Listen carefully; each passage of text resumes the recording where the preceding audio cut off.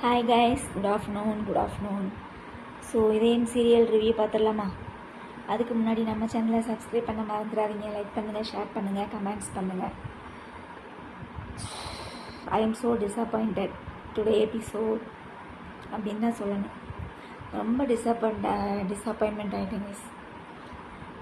அப்பா சாமி, சரி எப்படியாவது இந்த அம்மாவை பார்த்தாது உண்மை தெரியும் அப்படின்னு நினச்சி பார்த்தா அங்கேயும் ட்விஸ்ட்டு வச்சுட்டா நம்ம பாரதி. அந்த அம்மாவையும் பேச விடாமல் பண்ணிட்டா. அந்த அம்மாவையும் அவள் வேறு கல்யாணம் பண்ணிட்டு போயிட்டா அப்படின்னு சொல்லி சொல்ல வச்சிட்டா. ரொம்ப கஷ்டமாக இருந்தது. அதாவது வாசுவோட ஃபேமிலியவே அப்படியே இல்லாமையே பண்ணிட்டாங்க. வாசு இல்லை, அவங்க அப்பா இல்லை, அவங்க அக்கா இல்லை, அவங்க அக்கா வீட்டுக்கார் இல்லை. இந்த அம்மாவை மட்டும் ஏதோ கதைக்காக கொண்டு வந்து உள்ளே வச்சு நம்ம கேட்போம் இல்லையா, எங்கடா பழைய ஆளுகளாம் ஆளை காணோம் நம்ம கேட்போம் இல்லையா, அதுக்காக சும்மா ஒரு 2-3 சீன் வந்து வச்சுருக்காப்புல, புரியுதா? அதுக்கப்புறம் அந்த அம்மா வந்து இன்னொரு தடவை என் அம்மான்னு கூப்பிடுப்பான்லாம் சொல்லும்போதெல்லாம் எனக்கு ரொம்ப கஷ்டமாக இருந்தது கேஸ்.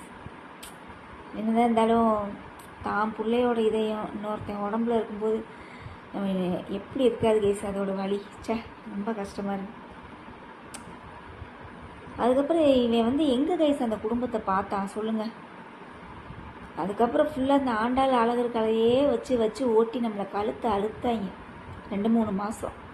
சரியா? அந்த ஐயாவையும் காமிக்கலை, இந்த அம்மாவையும் காமிக்கலை, அந்த வாசுவோட ஃபேமிலியவே அப்படி டோட்டலாக மறந்துட்டாங்க. கொஞ்சமாவது அப்பப்போ ஒரு டச்சப்பாவது இருந்தால் கூட சரி அப்பப்போ காமிச்சாங்க அப்படின்னு சொல்லலாம். இதில் வேறு கதையில் வேறு வந்து வார்த்தைகளால் சொல்கிறாங்க. அது மனம் சொல்கிறான், இந்த மாதிரி அக்கா எங்களை விட்டுட்டு காஞ்சிபுரம் அடிக்கடி போகும், அங்கே ஒருத்தவங்களை பார்த்துட்டு வருவாங்க அப்படின்லாம் சொல்கிறான். அப்போ அதெல்லாம் நம்மளுக்கு காமிச்சாங்களா? இவனும் போய் பார்க்கல, இவ போய் அவங்கள பார்த்துக்கிட்டது நம்மளுக்கு காமிக்கவே இல்லை. என்ன கதை எடுக்கிறாங்கன்னே தெரிய மாட்டேங்குது. ஓ சாமி, ரொம்ப கஷ்டமாக இருந்தது எனக்கு. இன்றைக்கி எபிசோடே எனக்கு சுத்தமாக பிடிக்கல கைஸ். சரி 2 நாள் நல்ல விதமாக பேசினேன். இன்றைக்கி எனக்கு நாடகத்தை கிழிக்காமல் என்னால் இருக்க முடியல. அவ்வளோ கோவம் இருக்குது எனக்கு, அவ்வளோ கோவம் இருக்குது. எனக்கு தெரிஞ்சு உண்மையை சொன்னாலாம் வந்து இவன் உயிரெல்லாம் விடமாட்டாங்க. இவன் உயிருக்கெல்லாம் ஆபத்தெல்லாம் கிடையாதுங்க. எதுவுமே மித்ரா சொன்ன பொய்யாத்தான் இருக்குங்க. சும்மா ஆனா இவன் உண்மையை சொன்னால் செத்து போயிடுவான், உண்மையை சொன்னால் செத்து போயிடுவான்னு சொல்லியே அவளை ஒரு மாதிரியை பண்ண வச்சிட்டாங்க பாரதியை. அதை அந்த லூசுக்கரை நம்பிக்கிட்டு உண்மையை சொன்னாமல் உட்காந்துக்கிட்டு இருக்க. உண்மையை தான் சொல்லி தொலையேன், உண்மையை தான் சொல்லி தொலையேன், என்ன தான் ஆகுதுன்னு பார்க்கலாம். எல்லா நாடகங்கள்லையும் இதே தான். இந்த நாடகத்தில் உண்மையை சொல்ல மாட்டாங்க, சந்தியா ராகத்துலேயும் அவள் உண்மையை சொல்லவே விட மாட்டான். மாயாக்காரி பெரிய உத்தம பத்தினியாட்ட அப்படியே குடும்பத்தை தூக்கி நட்டமாக தூக்கி நிப்பாட்டுற மாதிரி, குடும்ப கௌரவத்தை தூக்கி நட்டமாக தூக்கி நிப்பாட்டுற மாதிரி எல்லாத்தையும் இவளே தான் இது பண்ணுவாளாம். இப்பயும் பாருங்கள், எதிரிகளை ஓட்ட அவங்க வழியிலே போய் அடிக்கிற மாயாவாமா கருமண்டம். அதுக்கப்புறம் இங்கே என்ன நடக்குது, மித்ராவை காமிக்கிறாங்க. மித்ராவை காமிச்சோடனே ஜோசியக்காரரை பார்த்துட்டு வந்து கல்யாணத்துக்கு தேதி பிடிச்சிருக்காப்புல. ஏதோ செப்டம்பர் 11 அப்படின்னு சொன்ன மாதிரி இருந்தது கேஸ். அப்போ செப்டம்பர் 11 வரைக்கும் இந்த சீரியல் ஓடுமா? அவ்வளோ தூரத்துக்குலாம் ஒருத்தே இல்லைடா. அவ்வளோ தூரத்துக்குலாம் இழுக்கிறாதீங்க. எனக்கு தெரிஞ்ச அடுத்த மாதமே நாடகத்தை முடிச்சிருங்க. சரியா? ஜூலையிலே நாடகத்தை முடிச்சிருங்க, அதான் நல்லது. ஜூலை, ஆகஸ்ட்டு 2 மாதத்துக்கு எங்களை போட்டு கழுத்தை அறுத்துறாதீங்கடா. உண்மையிலே நாடகம் நல்லாவே இல்லைடா. இதயம் சீரியல் கேவலமாக இருக்குது, ரொம்ப கேவலமாக இருக்குது. அப்புறம் பாரதியை பார்ப்பாங்களாம்மா 2 பேரும். வந்தோடனே போலீஸ் ஸ்டேஷன் கூட்டிகிட்டு போவானாமா. அவன் மேலே அவனே கம்ப்ளைண்ட் கொடுக்க சொல்கிறான். மனோவுக்கு இருக்கிற கோவத்துக்கு அவனை அடித்தே ஆதி தான் தெரிஞ்ச உண்மையிலே அடித்தே விடுவான். அந்த அளவுக்கு மனம் வந்து கோவத்தில் இருக்கிறான். ஆனால் உண்மை மட்டும் அவனுக்கு தெரியல, அவ்வளோதான். அவன் அங்கே அப்புறாணி பாவம், அவனுக்கு அவன் என்ன செய்ய போகிறான்? அவங்க அக்கா வாழ்க்கைக்காக பேசுகிறான். உடனே அவருக்கு தான் என்ன பிடிக்கல, ஆனால் எனக்கு அவரை பிடிக்கும் இல்லையா, ஸோ அவரோட விருப்பத்துக்கு நான் விட்டுட்டேன் அப்படிங்கிறப்பல பாரதி அக்கா எல்லாம் டூப்புக்கா. அவனுக்கு உண்மையெல்லாம் சொல்லலாம்க்கா. சரியா? உண்மையெல்லாம் சொல்லலாம். உன் புருஷனுக்கு ஒன்றும் ஆகாது. மித்ரா போட்ட பிளான் தான் இது எல்லாமே. சரியா? நீ எப்போ தெரிஞ்சு என்ன பண்ண போகிறாங்கன்னு தெரியல. டேரக்டர் என்ன கருமத்தை எடுத்து வச்சாங்கன்னே தெரிய மாட்டேங்குது இதயம் சீரியலில். ரொம்ப கேவலத்தின் உச்சம்னே சொல்லக்கூடாது, கேவலத்தின் கேவலம், அவ்வளோதான் இதயம் சீரியல். சரியா? இத்துப்போன சீரியல் இதயம் சீரியல் கேவலப்படுத்திட்டாங்க. ஆனால் ஊனா இவருக்கு பதில் இவர், இவருக்கு பதில் இவர். முதல்ல ஜனனியை மாற்றினாங்க, அடுத்து இப்போ மித்ராவை மாற்றி அவள் அந்த ஃபரீனாவை மாற்றி இப்போ இவரை போட்டு வச்சுருக்காங்க. என்னடா நடக்குது? நாடகமே நல்லா இல்லைடா. நான் சரி இந்த அம்மாவாவது வாயிலேருந்து ஏதாவது உண்மை சொல்லுவான்னு பார்த்தா அதுலேயும் ஒரு ட்விஸ்ட்டை வச்சு இந்த பாரதி போய் மட்டையை குழப்பி விட்டு சொல்லாதீங்கன்னு சொல்லி. ஷோ சாமி, அவ்வளோதான். இனிமேல் என்னை பார்க்க என்னது வந்துடாதப்பா அப்படின்னு சொல்ல வச்சிட்டா.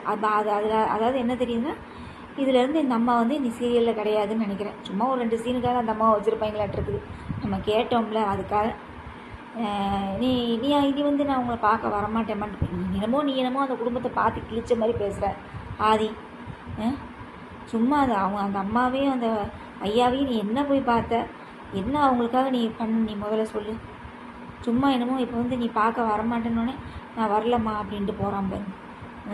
இல்லை நான் இப்படி எடுக்கல சீரியல். ஏற்கனவே சாரதா அம்மா செத்து போயிட்டா. சாரதா வந்து செத்து போயிட்டா. அப்போ இவனுக்கு அம்மா கிடையாது. இப்போ இந்த அம்மாவை தத்தெடுத்துக்கலாம்ல. வாசுவோட அம்மாவே நான் தத்தெடுத்து பாரதி இவங்கெல்லாம் ஒன்றா சேர்ந்து நாடகத்தை முடிக்கிற மாதிரி முடிக்கலாம்ல. நீ அடுத்து அவ்வளோதான். நீ இந்த அம்மாவோட கேரக்டர் நீ உள்ளே கொண்டு வருவாங்களா என்னன்னு தெரியல கைஸ். அவ்வளோதான். மொத்தத்தில் இதயம் சீரியல் டோட்டலாக 0. 100க்கு 100 மார்க் கூட 100க்கு 10% கூட தராது சீரியல். அவ்வளோ கேவலமாக இருக்குது, ரொம்ப கேவலமாக இருக்குது. அவ்வளோதான். நீ கார்த்திகை தீபத்தில் என்னடா இது ஆனாவுன்னு அபிராமியை கொண்டு போய் பெட்டில் படுக்க வச்சுட்டு, ஏற்கனவே முதல் எபிசோடில் தீபா இருக்கிற போது அப்படி தான் ஆனாவுன்னு அந்த அம்மா கொண்டு போய் ஹாஸ்பிட்டல்லே படுக்க வச்சுருவாங்க. இப்போ என்ன ஆகுது? லாரியில் அடிபட்டுருமா என்னென்னு காமிக்கிறாங்க. லாரி கிட்ட வர மாதிரி காமிக்கிறாங்க. பார்க்கலாம் நீ என்ன ட்விஸ்ட் வச்சுருக்கீங்கன்னு தெரியல கார்த்திகை தீபத்தில். அப்புறம் நிறையா சோசியல் மீடியாலெலாம் சொல்கிறாங்க என்னமோ சாமுண்டீஸ்வரி தான் வந்து அபிராமியை காப்பாற்றி கூட்டிகிட்டு வர மாதிரிலாம் பேசுகிறாங்க. நீ இது உண்மையா என்ன அப்படிங்கிறது தெரியல. அதுக்கப்புறம் வீரா சீரியல் என்ன சொல்கிறதுனே எனக்கு தெரியல கைஸ். எல்லாத்துக்கும் கருப்பை வந்து ஒரு விபூதி வைப்பாராம்மா, ப்ரோமோவில் காமிச்சாங்க. கரெக்டாக விஜி வரையில் வந்து அப்படின்னு மிரட்டு வராமா, பொத்துன்னு கீழே விழுவாராமா. நல்ல கணத்தை சேர்த்து 4 அரை விட்டுருந்தோன்னு வச்சுக்கோங்க, சூப்பராக இருந்தது. தப்பு செஞ்சால் தெய்வம் தண்டிக்குங்கிறத அந்த உணரணும். கோயிலில் வச்சு எவ்வளோ தப்பான விஷயங்களை யோசித்து செய்கிறாங்க. இப்போ அவங்கள சும்மா விடலாமா? ஐயோ கடவுளே. அவ்வளோதான். வேறு என்ன கேஸ்? வேறு சந்தியா ராகம் அது ரொம்ப கேவலமாக போயிட்டுருக்கு. சுத்தமாக நல்லாவே இல்லை. என்னமோ கார்த்திக்கு ஜோடியாகிற மாதிரி சாருவை காமிக்கிறாங்களா இல்லை என்ன அப்படிங்கிறது தெரியல. ஆனால் அப்படிப்பட்டு நடந்துச்சுன்னு வச்சுக்கோங்களேன், சாரு, புவனேஸ்வரி, லிங்கம், அப்புறம் அவங்க அண்ணங்காரன் கார்த்தி எல்லாருமே டோட்டலாக ஒரு வில்லன் குரூப்பாக சேர்ந்து மாயாவை தான் பழி வாங்குவாங்க. அடுத்தடுத்து மாயாவை அழுக வைப்பாங்க, அந்த குடும்பத்துக்கு பிரச்சனை பண்ணுவாங்க. இதே வேலை தான். இந்த சாருவை தான் இடையில கல்யாணம் பண்ணி வச்சு தொடங்கடா, அப்போ தான் அவளோட சுயரூபம் தெரியும். நான் வந்து முதல்ல சந்தியாராக வந்து இப்படி தான் கைஸ் கால்குலேட் பண்ணேன். என்ன நினச்சேன் அப்படின்னா, அந்த கல்யாணம் நடக்கும் இல்லையா, அப்போ வந்து சாரு கழுத்தில் தான் இவன் தாலி கட்டணும். சாரு வந்து இந்த குடும்பத்தை உள்ளே இருந்தே பழி வாங்கணும். இப்போ எப்படி விஜய் போய் வீரா சீரியலில் பண்ணிகிட்ருக்கா, அந்த மாதிரி இவ பண்ண பத்மாவுக்கு இவங்க குடும்பத்தை பற்றி தெரியணும். ஏன்னா லிங்கம் வந்து பார்த்திங்கன்னா ஒன்றுமில்லாதவன், கடங்காரன், சரியா, கவரி நாய்களை போட்டு ஏமாத்துறவன். அப்போ அந்த உண்மையெல்லாம் இவளுக்கு தெரியணும்ல. அப்போ சாரு வந்து உள்ளே வந்து மருமகளை வந்தால் தான் இவன் ஏற்கனவே அப்படின்னா கொடுமைப்படுத்துவாள்ல. ஐயோ இப்படி ஒருத்தியை கொண்டு வந்து என் பையனை கட்டிட்டேனே, இப்படி மாயான்னு ஒரு நல்ல பொண்ணை நான் மிஸ் பண்ணிட்டேனே அப்படின்னு சொல்லி அந்த மாதிரி சீரியலை கொண்டு போயிருந்தீங்கன்னா நாடகம் சூப்பராக இருந்திருக்கு. நாடகத்தை இயல்பாகவே எடுக்க மாட்டேங்கிறாங்க. கான்ட்ரவர்சியலாக இருக்குது நாடகம், எல்லாமே ரொம்ப கான்ட்ரவர்சியலாக இருக்குது. ஓகே கேஸ், அவ்வளோதான். நீ நாளைக்கு இதயம் சீரியல் ரிவ்யூவில் பார்க்கலாமா? எனக்கு ரொம்ப டிஸப்பாயிண்டடாக இருக்குது இதயம் சீரியல், நல்லாவே இல்லை. அப்புறம் இதில் வேறு என்னது பகலில் கனவு கண்டா பழிக்கும். அந்த பையன் கனவு கண்டுட்டு நடிப்பான் இல்லையா, அப்பா வந்தார், சாக்லேட் கொடுத்தாரு, முத்தம் கொடுத்தாரு, அம்மாவுக்கு சேலையை வாங்கி கொடுத்தாரு, ப்ளவுஸ் வாங்கி கொடுத்தாருன்ட்டு சொல்லிகிட்டு இருப்பான் இல்லையா. அதை வந்து அந்த பாட்டி இருந்துட்டு பகலில் கனவு கண்டா பழிக்குமாமா. பழிக்கட்டும் சரியா. இன்னும் 2 மாதம் கழித்து படிக்க மாட்டேருக்குது. பார்க்கலாம், வெயிட் பண்ணி பார்க்கலாம் சரியா. ஓகே கைஸ், பார்க்கலாம், நாளைக்கு ரிவ்யூவில் பார்க்கலாம்.